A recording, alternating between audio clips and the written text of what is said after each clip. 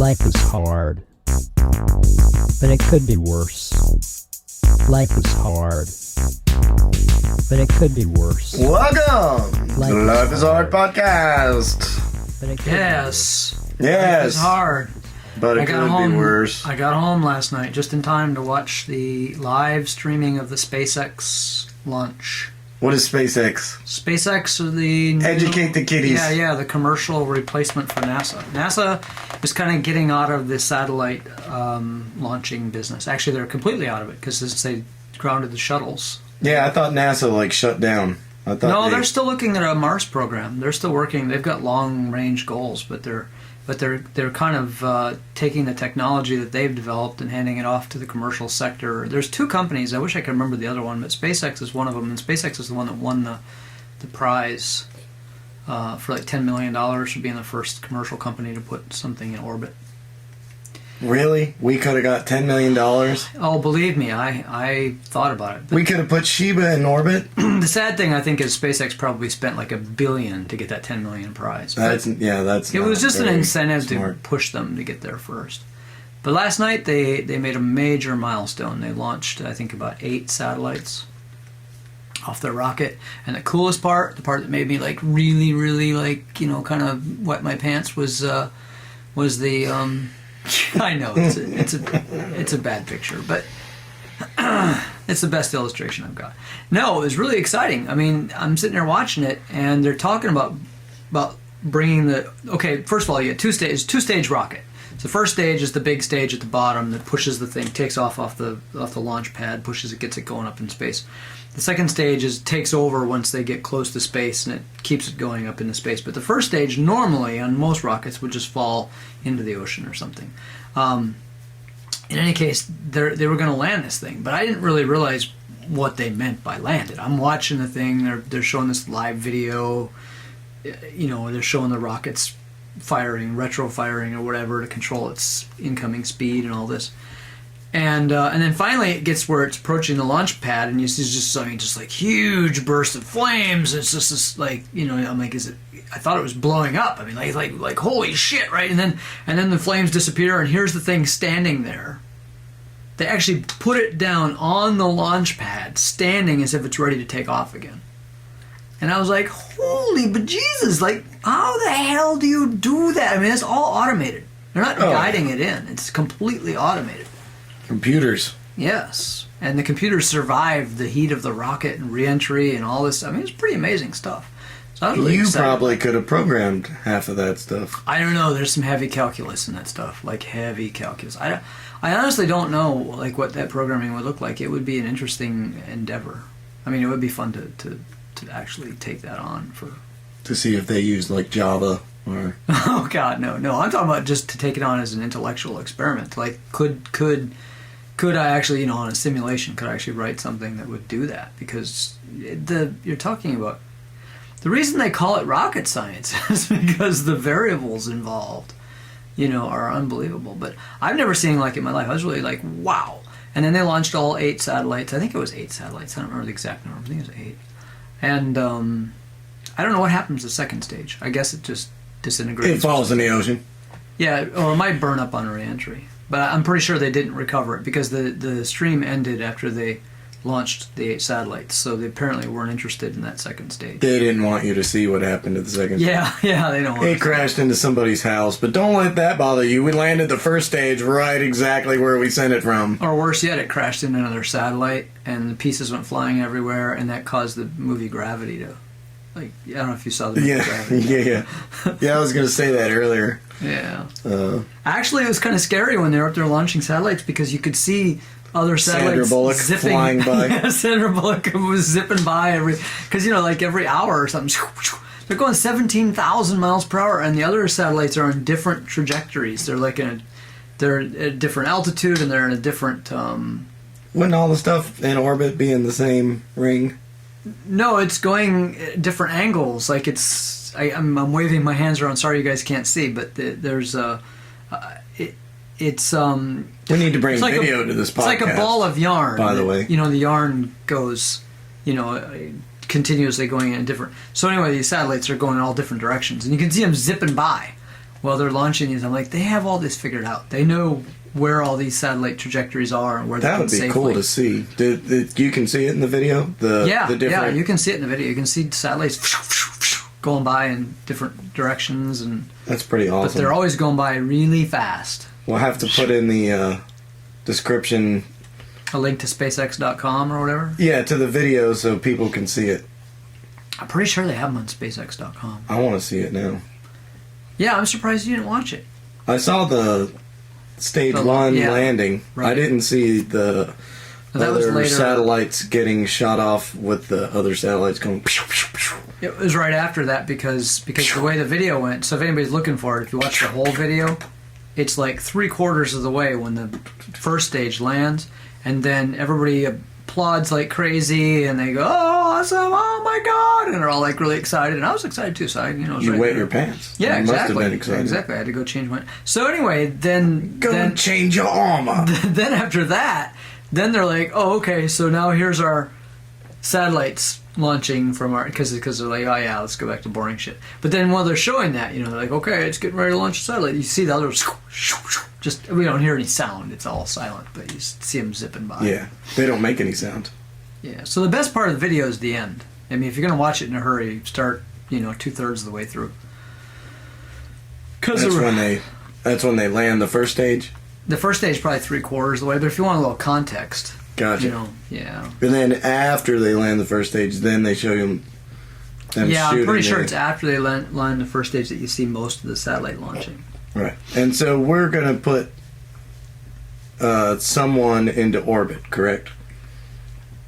I considered putting one of my neighbors into orbit, but that's different. Yeah, but we should get volunteers. What I'm leading up to here is if you want to go into orbit, if you'd like to orbit the Earth. In a nice way.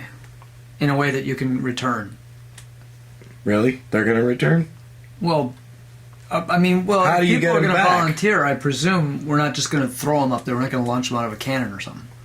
Well, I mean, it would be a rocket. Yeah. I don't think they're ever coming back unless you got a way we can We get get them people back. back from the space station. But we're not sending them to the space station. They're just going to be in orbit. But they can eventually get on the space station, right? They could, swim over to the space station. Oh, can you do that? I don't know. They I've would never- probably need a mask or something to survive that long. Or a some little, kind of suit. Oh, well, yeah. Well, we're not providing that. There's just gonna their cells will explode in space. We're not Total providing vacuum. that. But anyway, if you want to be a volunteer to go to space, then first you should get a spacesuit and a little helmet so that you look like the thing from SpongeBob, Sandy. Yeah, that's it. That's Right. a great reference. Like everybody watches SpongeBob, and yeah, okay. The people that listen to our podcast probably watch SpongeBob. I'm guessing. I'm sorry, people. Really. So anyway, All right, how about Despicable Me? And the guy had the little flappy Oh God. space helmet when he got sent to the moon. Look, if it makes you feel any better, for those of you who feel like you can't keep it together, Which reminds me, Despicable Me did that first, by the way, long before SpaceX. So I mean, we're all happy with SpaceX, but Despicable Me, he brought the moon back. He landed his rocket. He returned in the same rocket. He went to the moon, Right. shrunk the moon, stole the moon, and came back and almost made his daughter's recital. Wow. Why did they call him Despicable? You didn't see that movie? No, of course I didn't see that movie. Are you kidding? You saw Gravity. Why wouldn't you see Despicable Me? Wait a minute. They have nothing to do with each other. That's not true. They're both space movies. That is so wrong. This is what we're talking about, is space. Gravity was actually physics based, and there were some things about it that were a little bit hokey, but for the most part, it was realistic. Despicable Me was quite realistic. It was a very emotional You just movie. said he took It made his me rocket cry. to the moon, shrank it, and brought it back. He didn't shrink the rocket. He shrank the moon. That's the no. I'm sorry, but It got bigger later. I want to get back into physics for a second, because when we're talking about sending you into space and without a spacesuit, what you people don't realize when you think you're having trouble keeping things together is that you actually need 32 pounds per square inch of pressure to keep yourself together. That's what you've evolved to. We're not saying they're going without. Like, I'm not going to forbid them having a spacesuit. I'm just not going to supply the spacesuit. Okay, but we can't just send them up there in a vacuum and they'll just be like exploding. Like a Dyson? Send them up in a vacuum. Right. I don't know. That's quite what I meant. That would suck. That's not at all what I meant. I don't think I'm slapping my knee now. I'm pretty sure the Dyson wouldn't even work in space. That would suck. See? Yeah. I'm slapping my knee. It would suck, yes. Actually, I used that joke with somebody about my vacuum cleaner. I said it really sucks. And they're like, no, it's a good vacuum cleaner. I'm like, that's exactly what I mean. It really sucks. Exactly. Jeez. That's what I just said. If you'd like to go to space, you may not come back. However, you can send your application to comments at lifeishardpodcast.com. How are we going to get him into space? You're going to build a rocket. That's what we were just talking about. If SpaceX can make all that computer code and stuff and make things happen like that, you can. I think if I could build a rocket... And there's $10 million on the line. No, that's already gone. There's not $10 million on the line? SpaceX won the $10 million. Wasn't there a new $10 million? Like, every time you put some podcast listener into space, you get $10 million? Actually, I think if we could put someone in space, I bet we could get someone to give us $10 million. I just am not sure that we could pull that off. How about one of our listeners who would send their resume to comments at lifeishardpodcast.com, pays us $10 million for us to put them into space? I still don't think we could do it. I'm just being realistic here. It's a complicated process. Well, if we don't have to bring them back, and we don't have to bring our rocket back, I don't know. It's still complicated. I mean, it's rocket science. Look, we could just fake it like they did the moon landing as long as we get the $10 million. That's the problem. Oh, that's true. You know what I'm saying? Like, I mean, we have... Even though you would never know it because we don't publish enough videos, we have the capability of making videos. We can make a video that shows our person in space. That's true. That's actually a pretty easy one to do. And therefore, we get $10 million. Because that would be awesome. Yeah. Until they run into a satellite. The person in the video? Yeah. Oh, that would crash into a satellite, take it out. That would make an awesome video. Can we do that? Oh, yeah. It turns out to be like a Chinese military satellite that they hit, and then the Chinese declare war on us for blowing up their satellite. No, not us. They would declare war on the person we send up. Well, he's already dead. Exactly. See? What harm can happen? No harm, no foul. I don't know. Just getting him into space. If you would like to be sent to space for fake and have star in a video where you in space crash into a Chinese military satellite for some reason and declare a fake war with China, send us a resume. In the interest of total disclosure, though, I have trouble sometimes making it to the grocery store. I think space is going to be a reach. But I think we can build a rocket that takes you to the grocery store, and it'll return. But I am going to say this: we may be better qualified. We may be better qualified to put somebody in space than that guy that was in the news today was to clean his gun, or at least to be an authority on how to clean a gun. Oh, well, now you're just going to have to explain that. You started it. Well, don't you people listen to the news? What is it? Do I always have to fill you in on what's going on? Some guy, just in a nutshell here. You should look this up. It's kind of a funny story. Well, it's funny to me. It might not be funny to you, because he's dead. Yeah, don't laugh. He's dead. Anyway, I thought it was kind of funny. Seriously. So he's showing his family in a video phone call. He's on his phone with his family. Somebody in his family. I don't know if it's like his whole family. It's somebody in his family. He's showing the proper way to clean a firearm. And in doing so, he manages to shoot himself in the chest, which I find... Is that the proper way? No, I'm thinking actually he's like, this is how not to clean a firearm. So he was showing them how to not do it. No, he was supposed Whatever to be you showing do, them... don't press this button. Don't take a loaded gun, stick it in your chest. I can't even conceive of how he did this. That's why I find it funny. Maybe it was on The Onion. Well, this is in the news. They had it on NBC News. Maybe NBC News is making it up. All I know is it's hard for me to grasp that. So the guy was trying to show his family how to clean a gun on a video call. Yeah. Well, Because that's very important on a video call. Hey, how you doing? Oh, great. Look, let me show you how to clean a gun. yeah. But I haven't seen you in 3 months. Doesn't matter. Get out your guns and follow along with me. Yeah, they're all dead. They're all dead.